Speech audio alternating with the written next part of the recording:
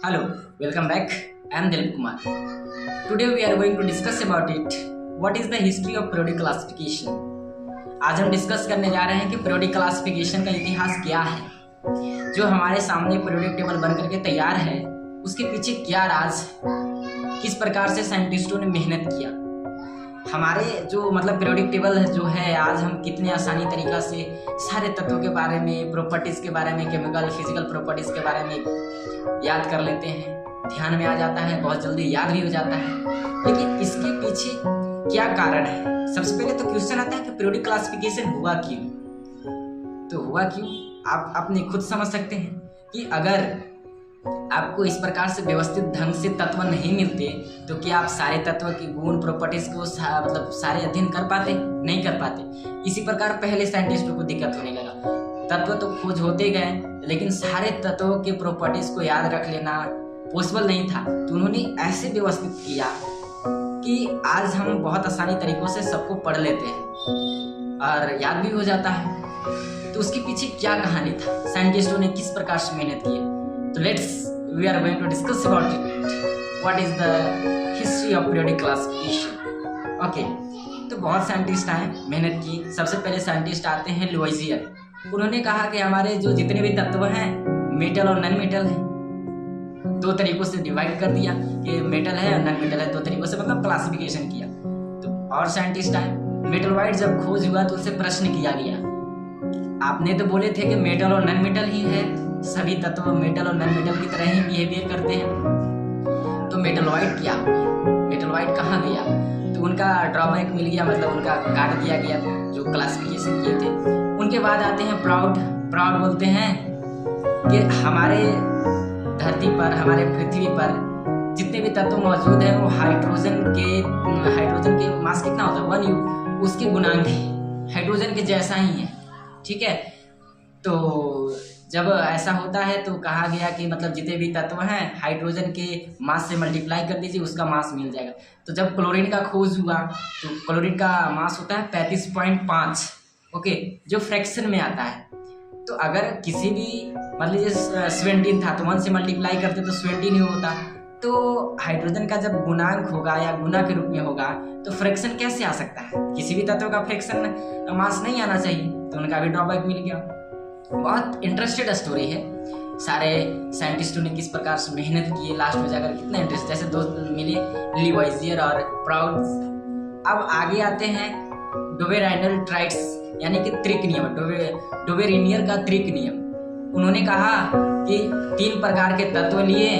उन्होंने कहा कि पहले और लास्ट वाले तत्व का एटॉमिक मास का एवरेज ले लीजिए, यानी कि अरिथमेटिक मीन ले लीजिए, बीच वाला तत्व का मास के बराबर आएगा। ये भी बहुत ऐसा से एक्सप्लेन नहीं कर पाते, कुछ तत्वों को ही कर पाते हैं, जैसे लिथियम, सोडियम, पोटेशियम। लिथियम का एटॉमिक मास होता है 7, और फिर सोडियम बीच में है, पोटेशियम है तो पोटेशियम का 39 होता है। तो उसका अरिथमेटिक मीन निकालिएगा तो 23 आ ही जाएगा। तो इस प्रकार से कुछ तत्वों का ही एक्सप्लेन कर पाए, जो इनका भी पूरी तरह से एक्सप्लेन नहीं कर पाए। ठीक है, तो डोबेरिनियर का भी गलत हो गया। फिर आते हैं न्यूलैंड्स ने संगीत की तरीका से संगीत वे में अपनाया। उन्होंने कहा कि सा रे गा मा पा धा नी सा, जिस प्रकार से संगीत का लय होता है, सा पहले और हर लास्ट 8वें नंबर पे रिपीटेशन होता है, सा रे गा मा पा धा नी सा। उसी प्रकार से तत्व का जो प्रॉपर्टीज है वो पहले तत्व हर 8वें तत्व के प्रॉपर्टीज से मिलता है, दोनों का मैच होता है। हर 8वें तत्व का प्रॉपर्टीज पहले और 8वें तत्व का मैच होता है। तो बहुत ऐसे करते करते देखा गया तो ये कैल्शियम तक, हल्के गैस तक का ही लागू हो पाता था, कैल्शियम तक के तत्वों के ही तक का ही इनका फॉर्मेट जो इन्होंने नियम बताया था वो लागू हो पाया। ये भी बहुत इंटरेस्टेड नहीं था, प्रयास तो बहुत अच्छा था किस प्रकार से ये ऐसे अरेंजमेंट करना शुरू हो गया था। तो न्यूलैंड्स का भी गलत हो जाता है, क्योंकि और तत्व जब खोज होते गए तो उनका सभी में फॉलो नहीं हो पाया, कैल्शियम तक ही फॉलो हो पाया। तो फिर इनके बाद आते हैं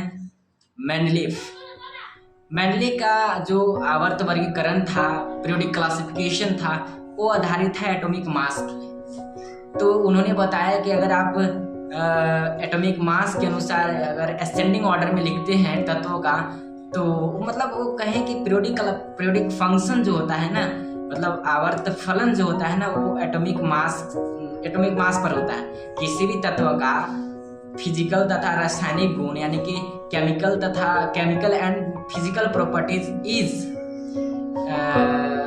periodic function of atomic mass. Okay, तो इस प्रकार से उन्होंने एक्सप्लेन किया।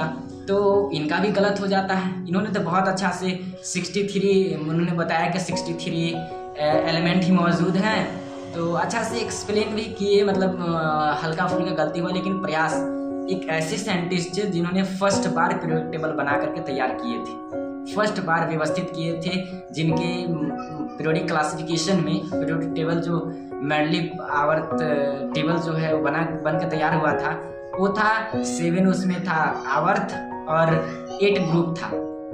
ओके, तो ऐसे इनका ड्रॉबैक मिल जाता है कि न तो ये हाइड्रोजन की पोजीशन को बता पाते हैं, क्योंकि इनके ग्रुप में 2 जगह हाइड्रोजन की प्रॉपर्टीज मिल रहा था, और होता है कि वो न तो आइसोटोप्स को एक्सप्लेन कर पाते हैं, आइसोटोप्स का भी एक्सप्लेन नहीं कर पाते। आइसोटोप्स मतलब होता है समस्थानिक मतलब द्रव्यमान सेम हो, किसी भी मतलब समस्थानिक का मतलब क्या होता है, परमाणु संख्या समान, परमाणु भार अलग अलग आता है, तो उसे समस्थानिक कहते हैं, तो वो एक्सप्लेन नहीं कर पाते हैं। ठीक है, तो उनका मतलब ऐसा देखा जाता है कि उनका बहुत अच्छा प्रेडिक्शन था, उन्होंने भविष्यवाणी कर रखे थे। उन्होंने बता दिया था पहले ही कि एल्युमिनियम के बाद गैलियम आएगा, मतलब इक्का एल्युमिनियम, इक्का ब्रोन, इक्का सिलिकॉन, इक्का मैग्नीज जैसे कुछ एक्सप्लेन करके रखे थे। उसके नीचे ये तत्व आएगा, और ये मतलब उस जगह खाली रखे थे कि यहाँ कोई ना कोई तत्व आएगा इनकी सेम प्रॉपर्टीज़ का, और जो ऐसा ही होता है कि प्रॉपर्टीज़ मिलता है। इनका भी प्रयास ठीक था, लेकिन नहीं तो मतलब ये आइसोटोप्स को एक्सप्लेन नहीं कर पाते हैं, हाइड्रोजन का पोजीशन नहीं दे पाते हैं, अनलाइक एटम को अलग अलग रख देते हैं, हल्का गड़बड़ हो जाता है। कोबाल्ट और निकेल में जो मतलब इन्होंने बोला कि बढ़ते क्रम में अगर परमाणु द्रव्यमान को सजाते हैं, तो बढ़ते क्रम में सजाया था, तो कोबाल्ट और निकेल में होता है कि कोबाल्ट का ज़्यादा एटॉमिक मास होता है, उसको पहले रख दिए, निकेल का कम होता है उसको बाद में रखे, तो ऐसा कुछ मिला। उन्होंने कहा कि ये मेरा क्लासिफिकेशन सही है, कैलकुलेशन करने में, एटॉमिक मास करने में कुछ गलत होगा। इन्होंने बहुत ऐसे एटॉमिक मास को भी सुधार किए जो गलत था। तो इनके प्रयास फिर आए मोस्ले ने, जो मॉडर्न पीरियोडिक टेबल का निर्माण किए। ठीक है, उनका बेसिस था कि वो मेटल पर इलेक्ट्रॉन से प्रहार करके उन्होंने फ्रीक्वेंसी के बेसिस, यानी कि एटॉमिक जो नंबर होता है ना उसका फ्रीक्वेंसी निकाले, मतलब बार बार बम्बार्डिंग किए, तो उसका देखेंगे फ्रीक्वेंसी मतलब सेम आ रहा था, एक सरल रेखा आ रहा था। उन्होंने एक और एक्सपेरिमेंट किया जो एटॉमिक मास के बेसिस था, तो एटॉमिक मास का फ्रीक्वेंसी देखे तो टेढ़े मेढ़े रेखा आ रहा था, ग्राफ उसका टेढ़ा मेढ़ा आ रहा था, कर्व रेखा आ रहा था। लेकिन जब वो एटॉमिक नंबर के बेसिस किए तो एटॉमिक नंबर में एक सरल रेखा प्राप्त हुआ, तो उन्होंने एटॉमिक नंबर के आधार पे नई मॉडर्न पीरियोडिक टेबल बनाया। ठीक है, उन्होंने बोला कि chemical and physical properties of any element is periodic function of atomic number. उनका मतलब किसी भी तत्व के फिजिकल यानी कि भौतिक तथा रासायनिक गुण उसके परमाणु संख्या के आवर्त फलन होता है, ऐसे उन्होंने एक्सप्लेन किया और नए तरह के मॉडर्न पीरियोडिक टेबल बना दिए।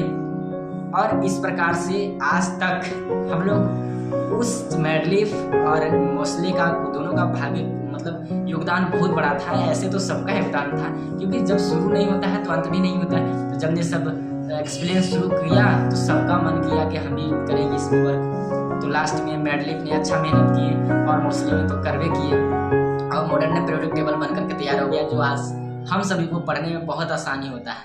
तो आज का जो हमारा डिस्कशन था आपको बहुत इंटरेस्ट लगा होगा। अनदर टाइप के स्टोरी सुन रहे होंगे, लेकिन आज केमिस्ट्री का स्टोरी था, पीरियोडिक क्लासिफिकेशन कैसे हुआ।